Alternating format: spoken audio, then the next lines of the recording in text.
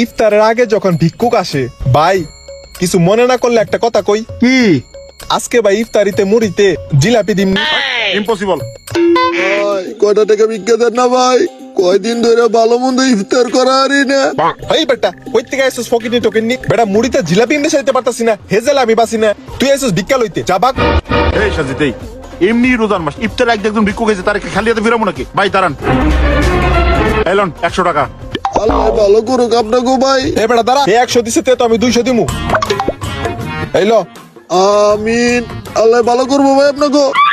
যা যা যা যা যা ভাই, ইফতারিতে মুড়িতে জিলাপি মিশাই। আবারও জিলাপির কথা কস।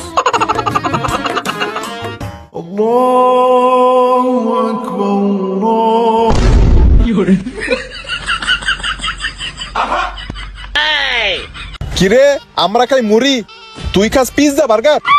ভাই আমি আবার এইসব ছাড়া ইফতার করা আরি না। বেটে